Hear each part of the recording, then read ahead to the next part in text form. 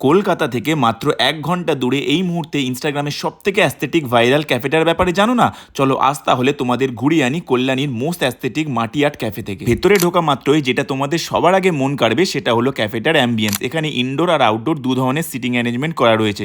তবে আমার মতন কেউ যদি এরকম মনোরম পরিবেশকে খুব কাছ থেকে উপভোগ করতে চাও তাহলে আমি বলবো আউটডোরটাই বেস্ট। আউটডোরে কটেজ টাইপের সিটিং এরিয়াগুলো বন্ধু বান্ধবদের সঙ্গে জমিয়ে আড্ডা হোক কিংবা প্রিয় মানুষটার সঙ্গে একান্তে টাইম কাটানোর জন্য একদম পারফেক্ট জায়গা। আর এই আউটডোর সিটিং এরিয়ার পাশেই রয়েছে ছোট্ট একটা লেক, আর এই লেকের মাঝখানেই রয়েছে একটা ফাউন্টেন, আর এই ফাউন্টেনটা মিউজিকের মাধ্যমে কন্ট্রোল হচ্ছে আর দেখতেও অসাধারণ লাগছে। লাইভ মিউজিক সাথে আর্ট আর এমন প্রাকৃতিক সৌন্দর্যের মাঝে বসে আমরা প্রথমে অর্ডার করেছিলাম একটা non veg hot and sour soup.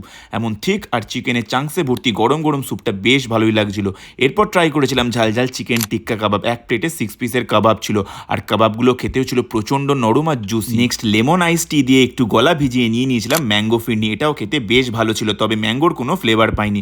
যাই হোক, অ্যাফোর্ডেবল প্রাইসে এখানকার প্রত্যেকটা খাবারের টেস্ট বেশ ভালো ছিল, সাথে এখানকার সার্ভিস আর ওভারঅল এক্সপিরিয়েন্সও আমাদের বেশ ভালো লেগেছে। তাহলে বন্ধুদের সঙ্গে জমিয়ে আড্ডা হোক কিংবা প্রিয় মানুষটার সঙ্গে এক কাপ চা খেতে তোমরাও আসছো কবে মাটি আর্ট ক্যাফেতে? আর এই ক্যাফেটার এক্স্যাক্ট লোকেশন জানার জন্য কমেন্টে গিয়ে টাইপ করো লোকেশন। চলো আজকের জন্য টাটা।